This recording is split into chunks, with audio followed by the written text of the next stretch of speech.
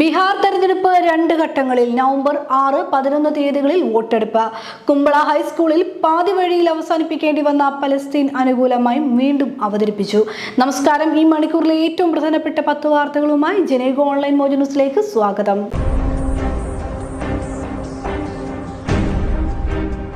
ബീഹാർ തെരഞ്ഞെടുപ്പ് 2 ഘട്ടങ്ങളിലായി നടക്കും. നവംബർ 6, 11 തീയതികളിലാണ് വോട്ടെടുപ്പ്. ആദ്യഘട്ട വോട്ടെടുപ്പ് നവംബർ 6-നും രണ്ടാം ഘട്ടം 11-നും നടക്കും.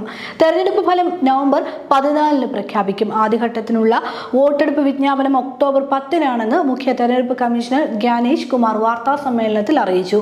നാമനിർദ്ദേശ പത്രിക സമർപ്പിക്കാനുള്ള അവസാന ദിവസം ഒക്ടോബർ 17 ആയിരിക്കും.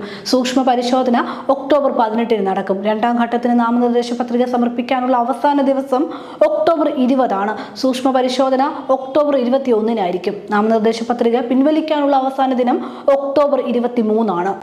ശബരിമലയിൽ മുൻപുണ്ടായിരുന്നതും നിലവിലുള്ളതും വ്യത്യസ്തമായ സ്വർണ്ണപ്പാളികളാണെന്ന നിഗമനത്തിൽ ദേവസ്വം വിജിലൻസ്. 2019-ന് മുൻപുണ്ടായിരുന്ന പാളികളുടെ ചിത്രങ്ങളുമായി ഒത്തുനോക്കിയാണ് രണ്ടാണെന്ന നിഗമനത്തിലെത്തിയത്. ശബരിമലയിൽ സ്വർണ്ണ കവർച്ച നടന്നിട്ടുണ്ട്. സംഭവത്തിൽ വൻ ഗൂഢാലോചന നടന്നിട്ടുണ്ടെന്ന് സംശയമുണ്ടെന്നും ദേവസ്വം വിജിലൻസ് ഹൈക്കോടതിയിൽ സമർപ്പിച്ച അന്വേഷണ പുരോഗതി റിപ്പോർട്ടിൽ സൂചിപ്പിക്കുന്നു.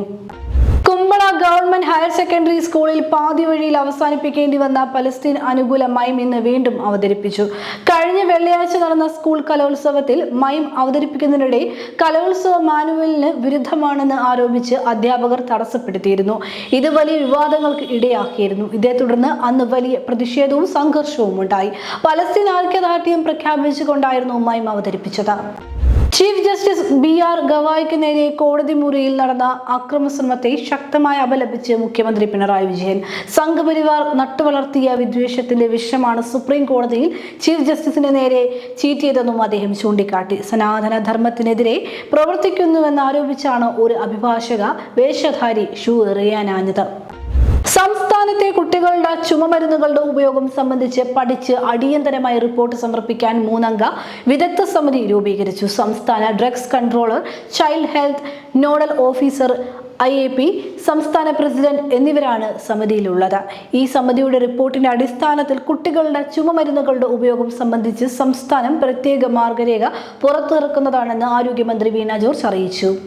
കളിക്കുന്നതിനിടെ വീണു പരിക്കേറ്റ 9 വയസ്സുകാരിയുടെ പ്ലാസ്റ്റർ ഇട്ട കൈ മുറിച്ചു മാറ്റേണ്ടി വന്ന സംഭവത്തിൽ കൃത്യവിലോപം നടത്തിയതായി കണ്ടെത്തിയ 2 ഡോക്ടർമാർക്ക് സസ്പെൻഷൻ.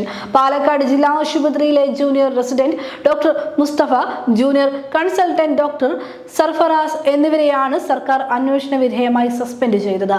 പല്ലശ്ശന ഒഴുപാറ സ്വദേശിയായ 9 വയസ്സുകാരി വിനോദിനിയുടെ വലതു കൈയാണ് കോഴിക്കോട് മെഡിക്കൽ കോളേജിൽ മുറിച്ചു മാറ്റിയത്.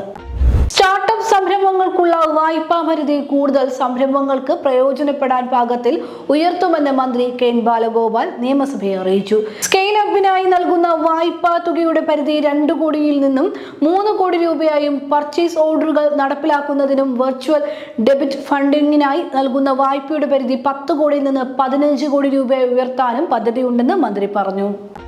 ശബരിമലയിലെ സ്വർണ്ണപ്പാളി വിവാദത്തിൽ നടുത്തളത്തിലിറങ്ങി പ്രതിഷേധിച്ച പ്രതിപക്ഷം ഇന്ന് നിയമസഭാ നടപടികൾ അലങ്കോലപ്പെടുത്തി. ചോദ്യോത്തര വേളയിലെ ബഹളം കാരണം 6 മിനിറ്റിന് ശേഷം സഭ നിർത്തിവെച്ചു. പിന്നീട് ചേർന്നപ്പോഴും ബഹളം തുടർന്നതോടെ നടപടികൾ വെട്ടിച്ചുരുക്കി 50 മിനിറ്റുകൾക്കുള്ളിൽ സഭ പിരിഞ്ഞു. ഈ നിയമസഭയുടെ ചരിത്രത്തിൽ ആദ്യമായാണ് പ്രതിപക്ഷം ചോദ്യോത്തര വേള ഇത്തരത്തിൽ സ്തംഭിപ്പിക്കുന്നത്. പാലിയേക്കര ടോൾ പിരിവിൽ ദേശീയപാത അതോറിറ്റിക്ക് തിരിച്ചടി. ടോൾ പിരിവ് നിരോധനം ഹൈക്കോടതി വീണ്ടും നീട്ടി. കേസ് വീണ്ടും പരിഗണിക്കുന്ന വെള്ളിയാഴ്ച വരെയാണ് നിലവിൽ നീട്ടിയിരിക്കുന്നത്. ദേശീയപാതയുടെ നിർമ്മാണ പ്രവർത്തനങ്ങൾ നടക്കുന്ന ഭാഗങ്ങളിൽ രൂക്ഷമായ ഗതാഗതക്കുരുക്കും സുരക്ഷാ പ്രശ്നങ്ങളും ഉണ്ടെന്ന ജില്ലാ കളക്ടറുടെ റിപ്പോർട്ടിന്റെ അടിസ്ഥാനത്തിലാണ് ജസ്റ്റിസുമാരായ A. മുഹമ്മദ് മുഷ്താഖ്, ഹരിശങ്കർ V. മേനോൻ എന്നിവരുടെ ബെഞ്ച് ടോൾ പിരിവ് നിരോധനം നീട്ടിയത്. 2025-ലെ വൈദ്യശാസ്ത്രത്തിനുള്ള നൊബേൽ സമ്മാനം പ്രഖ്യാപിച്ചു. പെരിഫറൽ ഇമ്മ്യൂണൽ ടോളറൻസുമായി ബന്ധപ്പെട്ട കണ്ടെത്തലുകൾക്ക് മേരി ബ്രാങ്കോ, ഫ്രെഡ് റാംസഡൽ, ഷിമോൺ സഗാഗുച്ചി എന്നിവർക്കാണ് പുരസ്കാരം. രോഗപ്രതിരോധ കോശങ്ങൾ സ്വന്തം ശരീരത്തെ ആക്രമിക്കുന്നത് തടയുന്ന രോഗപ്രതിരോധ സംവിധാനത്തിലെ റെഗുലേറ്ററി T കോശങ്ങളെയാണ് പുരസ്കാര ജേതാക്കൾ തിരിച്ചറിഞ്ഞത്.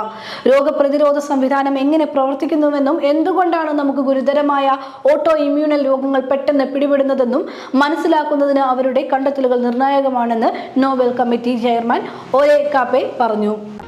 ജനയുഗ ഓൺലൈൻ മോജ് വീണ്ടും കാണാം. കൂടുതൽ വാർത്തകൾക്കും വീഡിയോകൾക്കുമായി ജനയുഗത്തിന്റെ വെബ്സൈറ്റ്, യൂട്യൂബ് ചാനൽ സന്ദർശിക്കുക.